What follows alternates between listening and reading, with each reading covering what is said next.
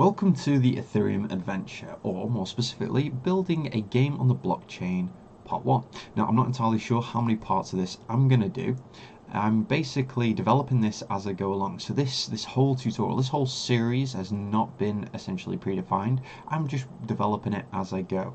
And this is essentially a little bit of a spin-off to the Learning Solidity tutorials. Now, I'm not saying this is the end of the Learning Solidity tutorials. I'm just saying this is just a spin-off from that. So we're going to be taking a lot from what we've learned in Learning Solidity and applying it to this, as well as learning a lot of little new things. So let's get going. So what are we making? We're going to be making a little fantasy RPG which is going to be Dungeon and Dragon-esque. So obviously knights, wizards, dragons and so forth. This game is essentially just going to contain characters. Obviously that's going to be either myself or yourself, whoever wants to play the game. NPCs, both friendly and non-friendly. Items, zones, and essentially anything else that we can come up with as we develop our application or our game more specifically. So before we get started with coding anything, we're going to need a design to work from.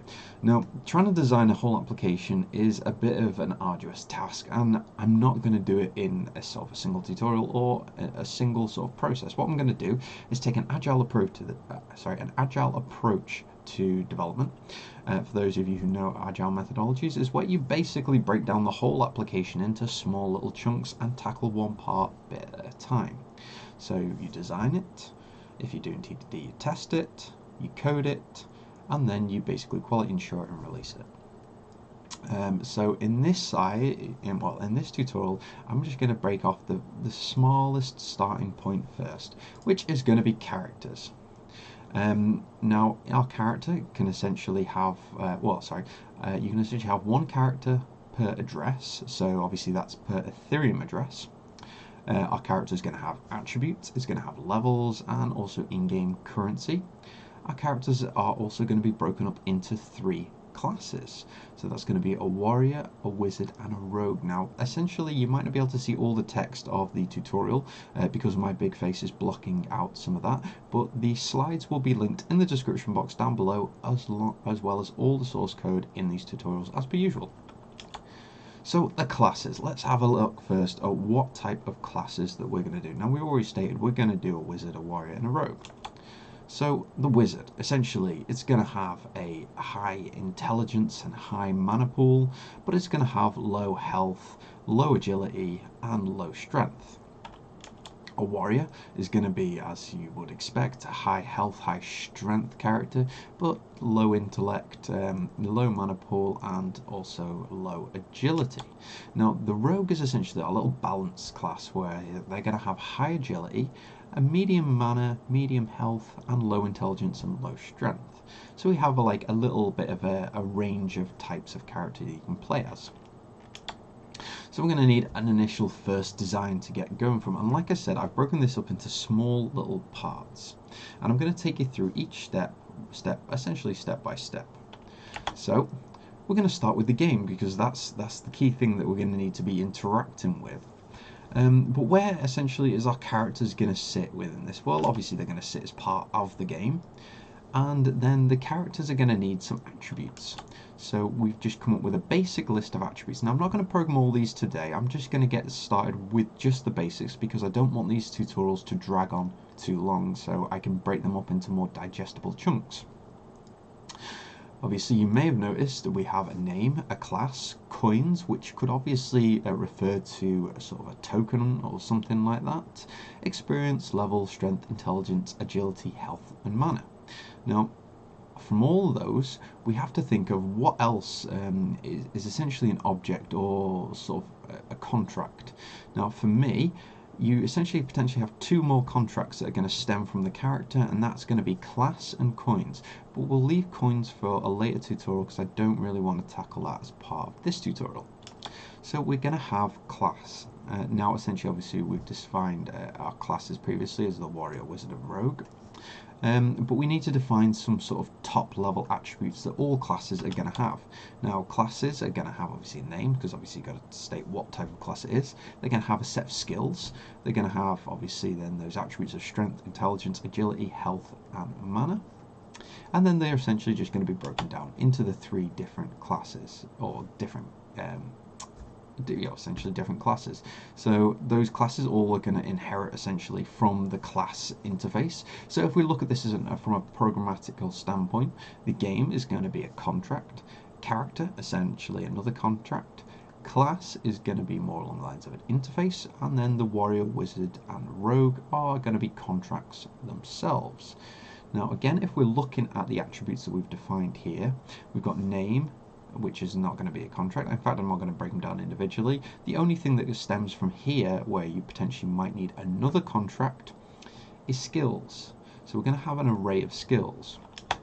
So classes are going to have skills, and these skills again are going to need some attributes. We're going to have a name of the skill, a level required, the damage the skill does, and also the class that is required to use that specific skill.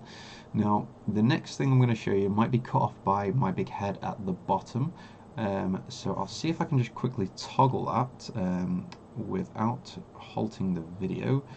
Let's see, there we go. I think I got rid of it without getting rid of my head, without getting rid of the whole tutorial. So we have Fireball, Cleave and Backstab. Now these are essentially just classes or contracts which are going to be stemming from the skill, just like how the class and the individual classes work. So the skill itself is going to be an interface, and then all of these are going to be contracts which all inherit from the skill. But if you've also noticed here that they also need to reference a class. So these classes are all going to be associated back to the actual sort of parent class. But I'll go into that a little bit more detail later on into probably a different tutorial, so we don't end up in sort of a recursive dependency. But again, like I said, I'll try not to go into that too much. Okay, so now we're bringing that back. So I'll bring myself back. So what tools will we be using? Solidity, obviously. NPM, we've used that before. Now I'm going to throw a few different concepts at you today. We're going to be using React. I know we've covered Angular. I think it was Angular 1 I covered previously. This time we're going to tackle React rather than Angular 2. I was on the fence which way to go, and I decided to go with React. We're also going to be using Redux, which essentially is going to be our state management for our JavaScript applications. We're going to be using Drizzle. Now with Angular I showed you how to use sort of basic Web3 interactions with the Ethereum network and MetaMask. Now Drizzle is essentially a nice way of doing this, but it actually interacts, or sort of it's built quite well with React and Redux, which is kind of another reason why I'm using those. And again, a couple more tools that we've used previously, such as Truffle and Ganache. So, sorry, click on the wrong thing. So let's create a project. Now, let's jump into something that you've probably never seen me use before, Visual Studio Code. Now, traditionally, I'd been using Atom. I've had a play with the little sort of plugins you can get with the Visual Studio Code, and I'm a little bit impressed, so I'm going to go with this set of tutorials using the Visual Studio Code as a basis. So just if you want to get started with Visual Studio Code and Solidity, first obviously get yourself a copy of Visual Studio Code. You click on this box down below, you get this extension module. If you search for Solidity, you'll get a set of Solidity plugins or extensions. Now I've basically gone with Solidity and Solidity Extended. Ignore VS Code Hacker Typer. It was just more of a joke thing I installed. But basically you only need these 2 plugins, and if you can't see that well, hopefully I can zoom that in enough so you should be able to see it fine. I think that should be okay. So we have Solidity and Solidity Extended. Now, I'm actually going to take you through this, almost a step-by-step process in the way that I do it. So we're starting with a blank canvas.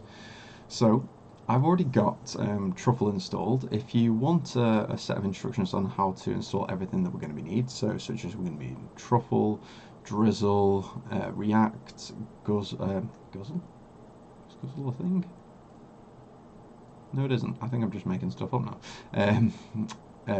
Sulk and so forth. I'm going to take you through step by step basically how to install them, and also how just to get off the ground with it. Obviously, I kind of expect you to already have npm installed, so we've covered that previously, so I won't cover that in this tutorial. But let's get going with our project. Now, in Visual Studio Code, it allows us to use terminals, so I'm going to use the terminal because I basically just like using terminals. So we've got our little project, Ethereum Adventure. Now, the first thing we're going to need to do is sort of split our front end and our back end. So I'm going to create a directory first called Solidity. So we've created a directory called Solidity, as you can see there. So if we go into Solidity, and we're going to initialize a truffle application. Now to do that, first obviously you need to install truffle. So obviously if you've got npm installed, just do npm install -g, which is global installation truffle. And if you run that, it'll just tell me I've already got it installed, so there'll be nothing it can really do. And with a bit of magic, it's already installed. So now it's installed, and now we're in our Solidity directory, we can actually create a truffle project. So if you simply just type truffle in it, we create our basic sort of boilerplate truffle project. So if I expand this, now you see we have some tests. Well, actually we don't have any tests. We have a migration contract, a initial migrations.ds, a truffle config, and a truffle file. Now we don't really need any of those, so it's not too important to delve into them. But we do have to sort of be mindful of what we've already described. So I have written a little bit of code to the side, so let me just bring that up over to my left hand side so I can see what I'm working with.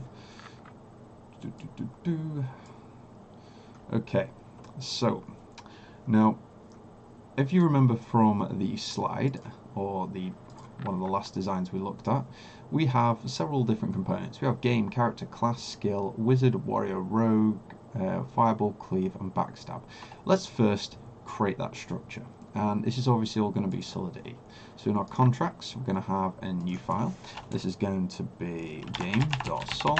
Now there might be a better and easier way to create files within Visual Studio Code. I'm not too au fait with all the shortcuts, so please bear with me. If you do know how to create them, like create shortcuts and so forth, leave a comment in the description box down below. It'll probably be quite insightful to me. So we have the game. We're going to then have a character dot sol. We're also going to have, I think we had a class dot sol, and then finally a spell dot sol. So that's our top level. Now within that we then had some classes, and we also had some spells. So let's create a nice structure for this. We'll create a new folder and we'll call that classes, and the same with spells. Okay, so inside classes we're going to create a warrior dot sol, also a wizard dot sol, and finally a rogue dot sol. In our spells, same sort of thing again. We're going to have a fireball dot sol, a cleave dot sol, and to finalize the structure, a backstab dot sol. Okay, so we've now created our sort of boilerplate structure for our application. Let's just close all these because we don't need them all. And basically to get going, we're going to have to start adding some boilerplate code to get this off the ground. But before we start doing that, actually, should we do the test first? I kind of want to drill into tests as sort of a big standpoint from this. But at the same time, I don't really want to bog you down with this is how you write a test, because I've covered testing quite a lot in the past.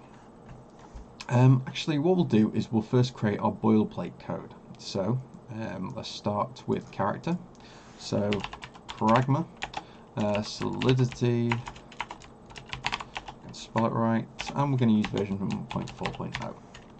Now obviously I know there's later versions, and you'll probably get this error popping up quite frequently. Source file requires different compiler version. Current compiler is 0.5.0. If you change it to 0.5.0, you get a different error. If you change it to the latest version of the Solidity compiler, you get a different error again. So to be honest, just ignore the error. This one is going to be a contract, and it's just simply going to be called character. And there is our first contract. the next we're going to do is class. Now, to be honest, I'm going to save myself some time, so let's go into class, copy, paste, class, game, same thing again, game, spell, is spell. Now, there's a couple of different things that we need to make some adjustments to. So spell is actually going to be an interface, as is the class. Okay, so we have our basic structure at that level. The next is to go into classes and start defining our classes. So I'm going to paste, let's just paste character into rogue. Now we're basically going to be extending the class file, should I say. So for the rogue, we are also going to import the upper directory class.sol, and we're going to state that the rogue is a class. Now essentially we're going to do that for all three of these, so just a bit of copy and pasting, warrior, wizard, and we are done for that one. Now for the spells, same sort of thing, so a bit of copy and pasting. Let's just change first that it's not a class, it's going to be a spell. It is a spell, and backstab. And let's create a cleave, and finally a fireball. Okay, so because we initialized this application with truffle, what we can do is run things such as like truffle migration, truffle test, and so forth.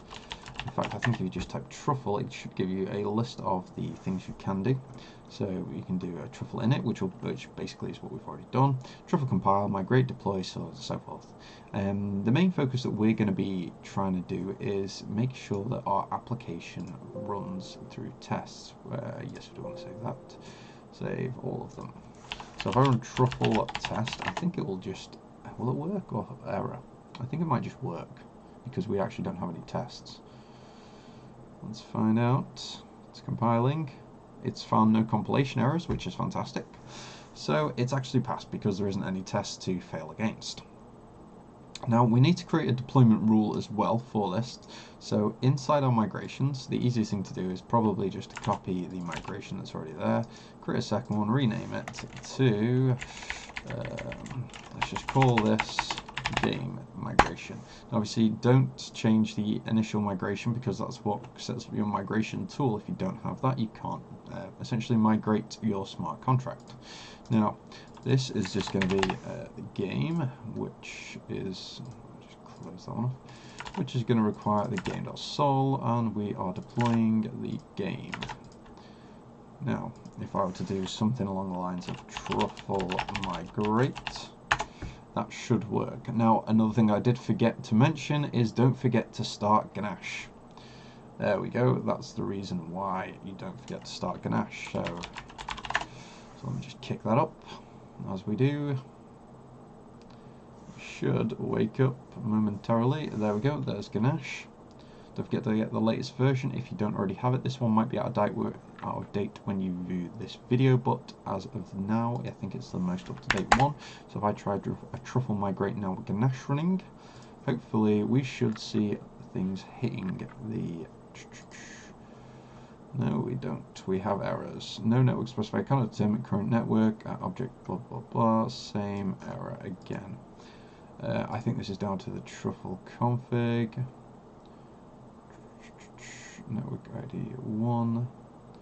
In fact, for now, I'll sort that out in a later tutorial rather than getting bogged down. I do need to double check what I actually needed for it because I think you needed something specific and I can't remember off the top of my head what that was. So let's just forget that ever existed. But we can still run the truffle test. So that still works. So pretend that error doesn't actually even exist and it's not there. That's what I tend to do anyway. In fact, can I scroll away from it? No, but I can click clear. And that gets rid of it. So let's write some tests around what our application is to do. So as we've already seen with our sort of diagram, we're going to start from an entry point of game. Now at some point we've got to allow someone to create a character, and there's only going to be two key attributes to the creation of this character, and that's going to be name and class. for this part of this tutorial, I'm only going to go into just the name for now. I'll cover the class a little bit later on, just again because I'm trying to make this as bite-sized as possible. So with our test, I am actually going to take a large portion of it from the pre-existing test I already had. So let's just create a new file, call this game test.js.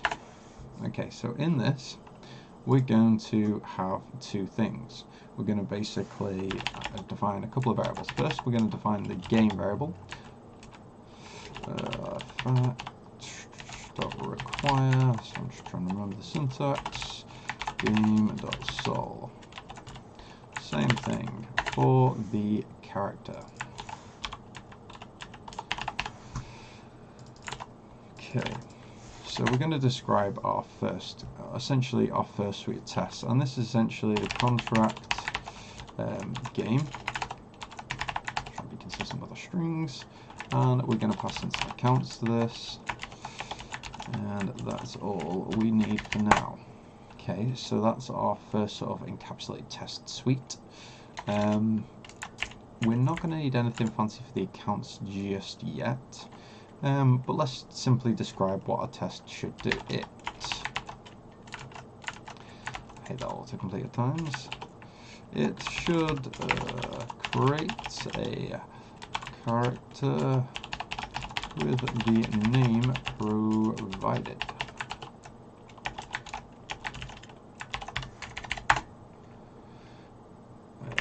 Missed comma. Okay, so essentially what we're stating here is it should essentially create a character with the name provided. And I have missed something there. What have I missed? I've missed the open and close parentheses. Okay, so we've already now defined that, but we haven't defined of what our name's going to be. So let's create a constant value, and this is going to be called provided name, and that's just simply going to be test. So we've got a starting point for this. Now let's just create a couple of instances here. So let underscore game, and also let underscore character. This is basically just a way so we can set the game and character once we have actually once we have been made aware that these two contracts have been deployed. So let's create a little bit of a test scenario. So return game.deployed. Then, so obviously the game's now been deployed. We're going to first have the instance, or actually let's just call this underscore. Let's just call this game. In fact, that's probably confusing. Let's just call this instance for now. And then that is going to have a function call which is going to apply the instance, which is going to be the instance of the deployed game, to underscore game is going to be equal to instance, and then we're going to return the create instant, oh actually let's keep consistency, game.create character, and then we're going to just do provided name. So the first thing that we're going to have to do is have some sort of function that allows us to create a character within the game contract. And then the next thing that we're going to need to do after that is, in fact I do believe I might need to reference the account itself. So let me just reference account, let creator account equals accounts 0. So that's going to be our creator account, and we're going to create that with, I think it's just from, and then create what the hell did I just call this thing? Creator account. Copy and paste, it's easier, less errors. So the next thing that we're going to do is then try and basically obtain the character that we've just created. So the result of create a character should essentially be obviously just the transaction, but we're not really bothered about the transaction, so we go ahead and just completely ignore that. Instead, we can just return game.get character, because we actually just want to basically validate whether our character has actually been created or not. Now, instead of this just simply being a transaction ID, the next part of the chain, or the next part of the promise, is going to essentially just be the character itself. So, for the get character, we should return a character, which the first thing we're going to do is assign it to character. And then on the character, we're going to do a test. We're going to test to see if the name that we have set it is returnable.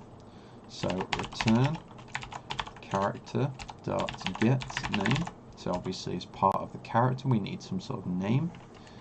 And then finally we're just going to do basically an assertion on this to make sure that it is correct. So the final part of this promise is simply just going to be let's call it name, and then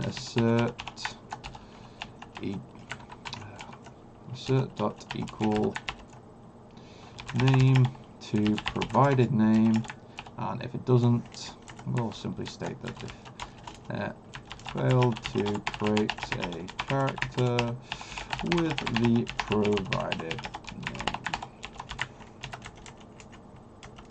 And that is basically all our test needs to be, if I am sure about that. So if I run truffle test, this should fail because the grand turfle, that'll be the main one.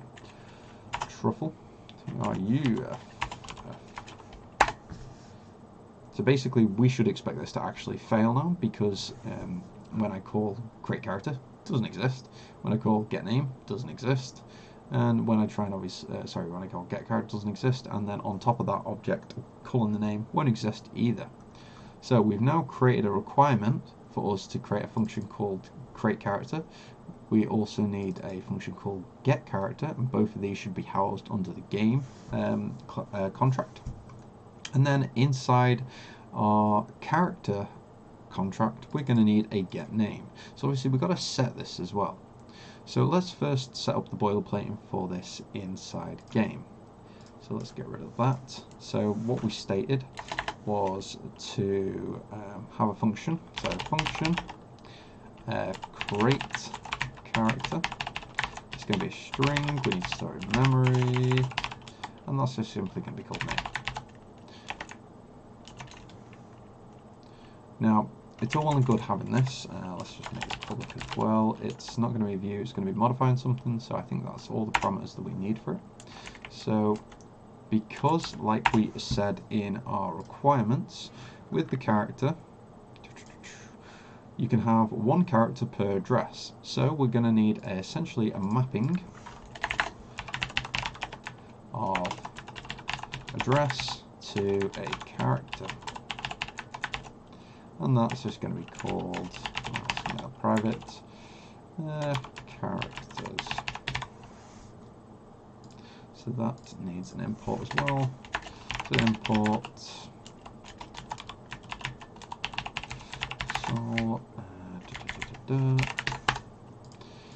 now to create character, we're going to pass characters. Message.sender a new character with a name. So obviously we're also going to need some constructor that takes in the name of our object. We're also going to need a function to return our character too. So get character. We don't need to pass any parameters to it because we're going to just assume that it is the character that is associated to the address. So we're going to call it public, and it's view because we're not modifying any data, and it's also going to return a character. And that's just simply going to return characters message.sender.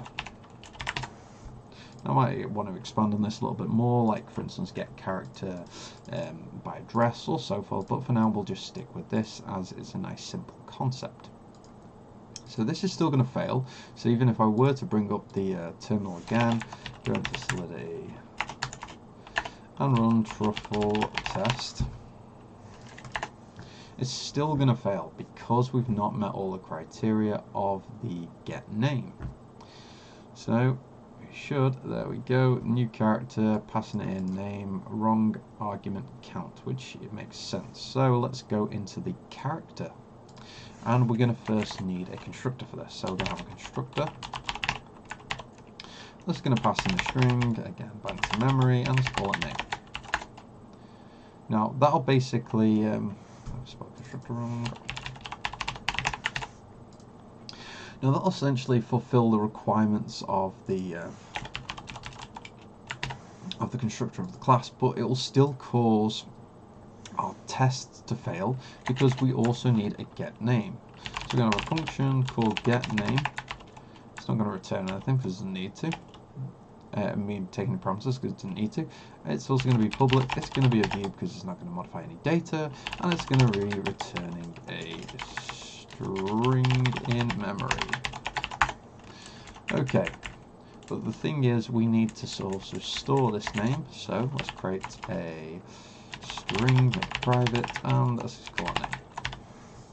So when the character is created, name is going to be equal to name, and finally our get name is going to return name. Now, theoretically, that should fulfill all the requirements of the test. Let's just see if I've actually done that and managed to return it without errors. Oh, well, nope, we have not. Get name is not a function. So get name is not a function. Let's have a look at what we were doing here. So when we're assigning character to underscore character, I can show you an example of what's happened here. Console.log character. Because it's a test in Truffle, it'll only return the address. It won't actually return the object of the character. But there is a way of converting that address into an object of a character. As you can see here, we just have an address. So we can't execute sort of arbitrary functions like get name on it. So what we can do though is bind this to character dot at and a specific address. And hopefully, if we have done this right, this might cause all the tests to pass. So I actually wrote the test wrong. Well, essentially not wrong, I just didn't have it all thought out at the time. So now we have created a character. If we call get character, it returns our character object. If we then call sequentially called get name, it returns the name that we provided when we constructed that character. Now there's going to be a lot of other requirements and boundaries and so forth to this. Now, for instance, we don't want modification to the characters beyond the character creation and get beyond the character creation.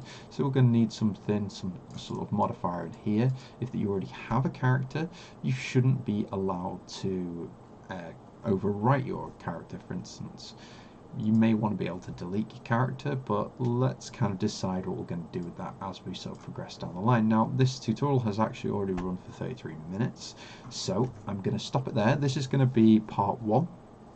Again, do not know how many parts I'm going to make of this. I hope you found this somewhat interesting and sort of like a little bit of an insight and process in how I sort of approach software development and design. I'm going to be doing some more tutorials on learning Solidity, so do not fear. I'm just trying to just think of creative and sort of interesting tutorials for that. I'm a bit dried up at the moment. That's why I've also started the Learning PHP. You might have also noticed on my GitHub I might have created a couple of other repositories called Learning Java and Learning JavaScript. There might be another one called Learning Docker soon. I'm just basically trying to allow everyone who watches my tutorials to have full accessibility to all of the sort of the skill set that you're required to do my tutorials. Because I know people have stated they like the Java tutorials, but they just don't know Java that well. They like the JavaScript tutorials, but again, not too familiar with JavaScript, React, Angular, and so forth, or Node. I've started throwing concepts out like Docker containers. Again, might need some tutorials there. I was going to do some learning Solidity tutorials with PHP, but because of the feedback I had from the Java tutorials, I hadn't actually done with those. Instead, I've started trying to just do some PHP tutorials. But either way, I'm rabbiting on. So that was the end of the first Ethereum Adventure tutorial in the series. I hope you found this interesting, and I will try and keep these quite fresh and up to date. Either way, again, I hope you click the subscribe if you like it. Obviously, hit the like button if you do, and I will catch you next time.